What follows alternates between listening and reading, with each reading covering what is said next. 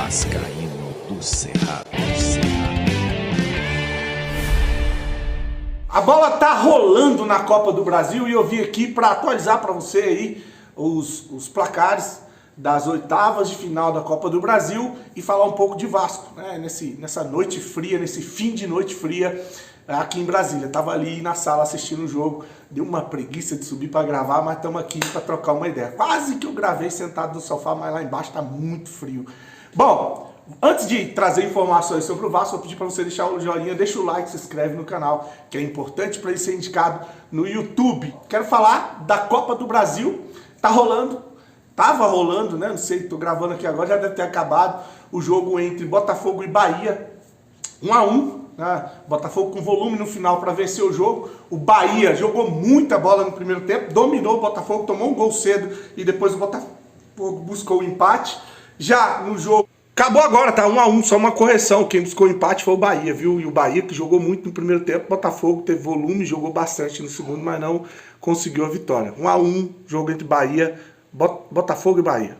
Jogo entre São Paulo e Goiás, uma polêmica, né? O jogador do Goiás foi expulso ainda no primeiro tempo, ele levanta a perna num lance muito alta, correu o risco, né?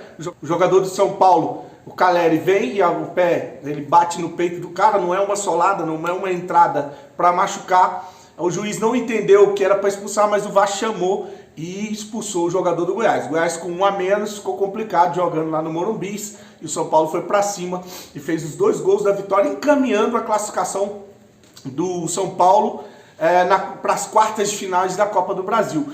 Ah, mas o futebol é casa do imponderável. Pode ser que o Goiás vença por 2-0, vá para a pênalti, desclassifique, faça um jogo heróico jogando em Goiânia, mas ficou bem complicado. Acredito que o São Paulo passe na Copa do Brasil. Tá? E amanhã os jogos são Atlético Goianiense e Bragantino, Cruzeiro e... Urubu e Palmeiras, Atlético Goianiense e Vasco, CRB e Atlético Mineiro, Corinthians e Grêmio são os jogos para completar aí a rodada da Copa do Brasil amanhã, tá? Então o Vasco, que já está em Goiânia, chegou hoje às 22 horas e a surpresa foi a lista de jogadores que foram para Goiânia, um corte de novo de jogadores, indicando que jogadores devem ser mesmo negociados ou devem estar saindo do Vasco, como o Rossi nem viajou de novo, não foi pro Sul para encarar o Grêmio, não foi agora jogar a Copa do Brasil. Rossi fora, Praxedes fora, Galdames, Zé Gabriel e o Serginho. Tá aí os 5, eu lembro que tem, acho que o Criciúma querendo o Serginho e o Paysandu querendo o Rossi. O Praxedes, a mãe e o pai dele querendo ele em casa para assistir Big Brother. E o Zé Gabriel, né, perdeu espaço agora com o Cocão e o Hugo Moura, e a chegada do Souza dificilmente vai estar relacionado com esse Galdames, que é horroroso, não devia nem ter chegado, não devia nem ter vindo para o Vasco, essa aqui é a realidade. Mais uma surpresa, mas dessa vez, se bem que esses caras de fora é uma surpresa positiva, né? Mais um é o Adson. O Adson viajou, né? Tinha sentido dores, foi poupado no último jogo, viajou e deve ser titular no jogo amanhã. Amanhã o Vasco, a dúvida é o Maicon, né? Que viajou também, sentiu dores no jogo contra o Grêmio, não sabe se joga amanhã. A provável escalação é Léo Jardim, PH, Rojas e Léo, podendo entrar o Maicon, Piton, aí Cocão, Hugo Moura e Coutinho, com os 3 atacantes, que é o vício desses treinadores, o David, o Adson, o David e o Verratti. Eu tiraria tranquilamente o David. Eu não entraria com o David ali, mas vamos lá, né? Tomara que ele calhe a minha boca e faça o gol da vitória, como fez no jogo no Campeonato Brasileiro. Não jogou nada. Errou pra caramba no primeiro tempo. Mas no segundo tempo dominou a bola vinda pelo Hugo Moura, virou e fez um golaço. O gol da vitória do Vasco no Campeonato Brasileiro. Tomara que calhe a minha boca e vença o Atlético amanhã. Agora, muita queixa de torcedores do Vasco sobre ingresso, né? Muita covardia que fizeram torcedores do Vasco. Não venderam meia entrada, né? Abriram lá de migué e não tinha meia entrada nem na bilheteria e nem no site. E isso aí infringe o estatuto do torcedor. O que o Atlético Paranaense Goianiense está fazendo é uma sacanagem com o torcedor, com o direito do torcedor vascaíno, né? Fora, além de cobrar 300, a taxa vai 345, quase 350 reais um ingresso para assistir o jogo entre Atlético Goianiense e Vasco. Tá aí, então, muita gente registrando aí, torcedores chateados, apontados, revoltados com a atitude do Atlético Goianiense. E tem um jogo da volta, né? A gente tem que sempre lembrar que tem um jogo da volta.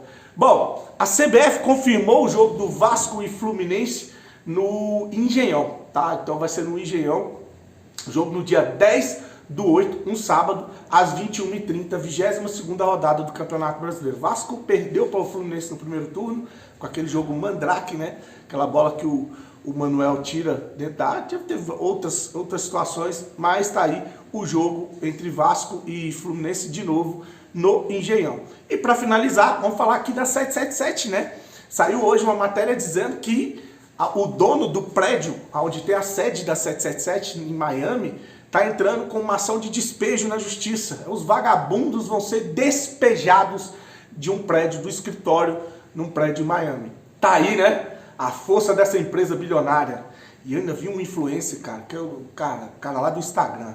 O cara que bajulou a Sempre Vasco, que apoiou a venda para 777, indo publicar nas redes sociais, depois dessa notícia hoje, que o Vasco conseguiu falir uma empresa bilionária. É muita pilantragem, né? Sacanagem com o torcedor do Vasco, né? Ainda são dissimulados, ainda vão para a internet fazer piadinha. Apoiaram o Vasco ser vendido para uma quadrilha, para uma empresa sem condições financeiras, com uma pirâmide, né, com todos os riscos que a gente correu de falir se não fosse a liminar, que muita gente detonou, inclusive gente que apoiava a Sempre Vasco e o Pedrinho, e ficou putinho quando ele colocou a liminar para retomar o futebol do Vasco, blindando o Vasco de quebrar junto com a 777. Eu, no meu papel aqui de vascaíno, apoiei, porque eu queria o melhor para o Vasco, mesmo com todas as minhas ressalvas com relação ao grupo do Pedrinho, e agora tenho que ver esses mau caráter na internet ainda fazendo piadinha com a sacanagem que eles fizeram ou apoiaram no Vasco da Gama. É muita falta de caráter, né? Muita falta de vergonha na cara. É o vídeo que eu coloquei hoje mais cedo aqui nos vídeos curtos e lá no Instagram. Se esse pessoal tivesse um pingo de vergonha na cara, vinha, pedia, se desculpava. Alguns já fizeram isso. E outros que não fizeram, não falaria ou não daria pitaco do que o Vasco tem que fazer. Se tem que ser vendido, se tem que ficar no associativo. Boca calada. Tudo que você apoiou o Salgado, deu merda.